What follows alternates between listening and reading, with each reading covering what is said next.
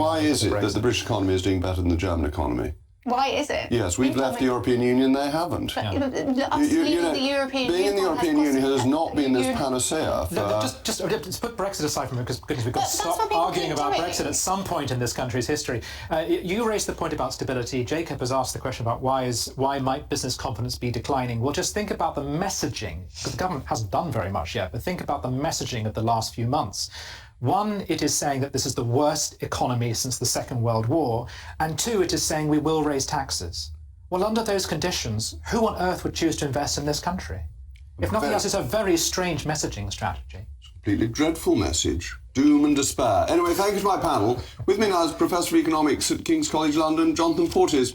Jonathan, thank you as always for joining me.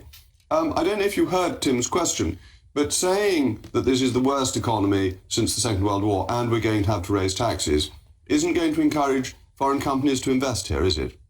I do think there's a risk there, and I agree with quite a bit of what Tim was saying. But first, I'll just go back to something you said, Jacob. Do you think that labour productivity is higher here or in France? Oh, it's higher in France. There are all sorts of questions, but there are all sorts of questions, as you know perfectly well, about how productivity is measured, and there are differences in the measurement of productivity between the UK and France. So you have to take those into account as well. And do you think that any economist thinks that, despite these differences in measurements, where do you think there? Would any economist tell you where is productivity higher, in the UK or in France? Where is as I said to you, there are measurement issues. But would you rather have the French economy or the British economy? And I'd much rather have the British economy. We've got better levels of employment. That's true. But I just wanted to focus on productivity because you mentioned it, you mentioned employment regulation. There is no doubt, nobody denies it, and I don't think even you would deny it, that the UK has both less regulation of labour, less employment regulation than France, and also significantly lower levels of labour productivity. French workers produce more what about America? What about America, which has less employment protection and higher productivity? The American route seems to be a much more preferable one.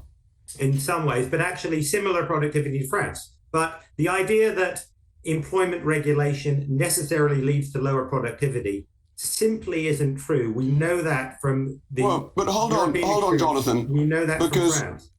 Well, you're very selective because you've got higher unemployment in France.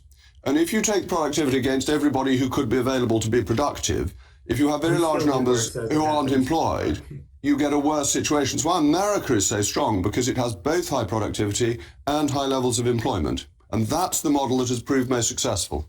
That is true. But nonetheless, France still does slightly better than we do overall, even taking account of that. You should be very careful about, I share your view that, you have to be careful about employment regulation and not over-regulate. But the idea that more employment regulation is necessarily going to be bad for jobs and productivity is one which no serious empirical economist would buy anymore, I'm afraid. Because it just there's a point you make on productivity. I think to say that it doesn't have an effect on employment rates is quite a leap of faith. Well, we found out, as you know, I think that when the minimum wage was introduced, there was a lot of people, including the entire Conservative Party, said that it would lead to a very sharp fall in employment. We know now... And that was wrong. That was wrong. But that doesn't necessarily mean that a minimum wage doesn't reduce employment levels. It came in at a very high level of economic growth. So there are always some nuance in this. Well, Jonathan, I'm afraid we've got to end there, but thank you for providing some nuance to this debate. Thank you. In a moment, you'll be hearing from the man who has done more than anyone to hold this Labour government to account over its cronyism and hypocrisy and jobs for the boys.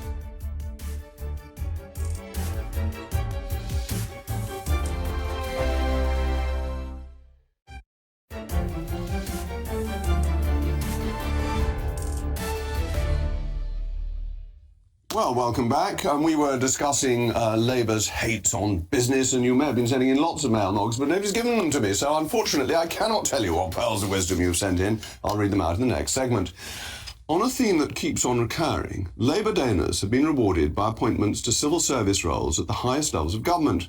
One benefactor was even given his own number 10 pass. it all has a nostalgic familiarity of the Blair days. The Civil Service Commission has